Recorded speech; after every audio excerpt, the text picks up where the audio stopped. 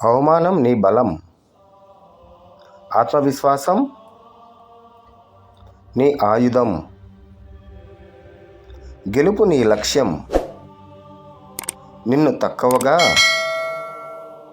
చూడాలని ప్రయత్నిస్తే నువ్వు పెద్దగా ఎదిగే రోజుకు సిద్ధమవుతావు. తిట్టినా, అపహాస్యం చేసినా ప్రతిసారి నీ లక్ష్యం నీకు దారి చూపిస్తుంది. నీ మాటలు అస్త్రాలతో నన్ను తాకలేవు. నీ కృషి గెలిపిస్తుంది. ఎవరైనా ఎన్ని మాటలు అన్నా నేను గెలిపించుకునే దారినే చూసుకుంటా. తిట్టిన వాళ్ళ మాటలు నిన్ను వెనక్కి లాగలేవు. నీ ఆత్మవిశ్వాసం నిన్ను ముందుకు నడిపిస్తుంది.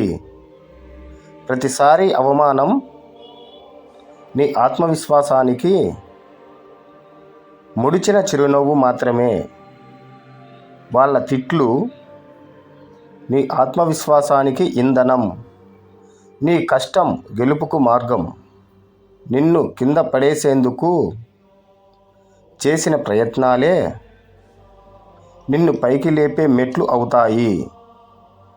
ప్రతికూల మాటల కోసం సమాధానం కాదు, నీ విజయమే సాక్ష్యం. నిన్ను అణగదొక్కాలనుకునే వాళ్ళకే నీ గెలుపు పెద్ద గుణపాఠం అవుతుంది. వాళ్ళు మాట్లాడడం మానరు, నువ్వు గెలవడం ఆపకు.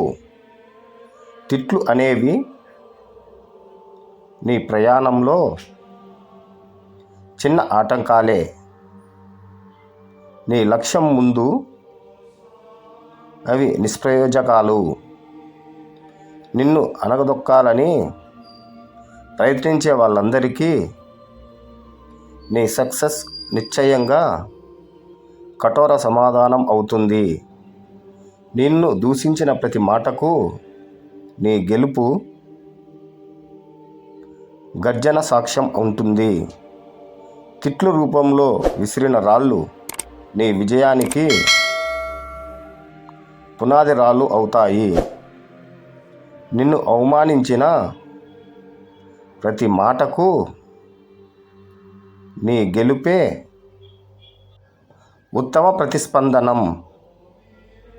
వాళ్ళ విమర్శలే నీ కృషిని పదును పెడతాయి. నిన్ను తక్కువగా భావించిన వాళ్ళను నీ విజయం ఎప్పటికీ మరచిపోకుండా చేస్తుంది. గుర్తుంచుకో, ప్రతికూలతలు నీ మార్గాన్ని కష్టతరం చేస్తాయేమో కానీ నీ లక్ష్యాన్ని కదిలించలేవు. తిట్లు విన్నప్పుడల్లా గుండెల నిండా సంకల్పం పెరుగుతుంది. నీ ఆత్మవిశ్వాసానికి ఎదురు నిలిచే శక్తి ఏవీ లేవు. నీ విజయం దానికే సాక్ష్యం. నీ కష్టానికి పదును పెడితే నీ గెలుపు స్వర్గానికి పునాది వేస్తావు. తిట్టిన వాళ్ళు తల వంచే రోజు నీ లక్ష్యం పూర్తి అయిన రోజు.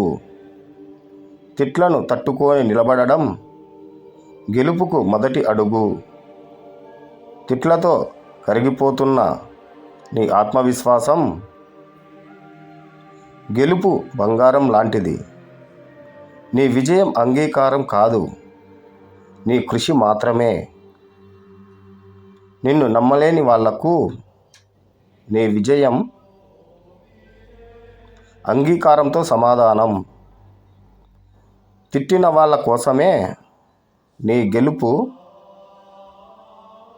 గొప్పదిగా మారుతుంది. వాళ్ళు నీ పట్ల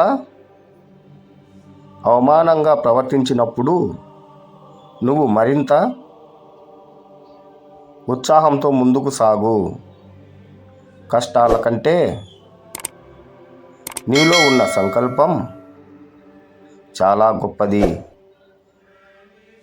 వాళ్ళ తిట్లల్లో నుంచి నీ గెలుపు కోసం మార్గం వెతుకు.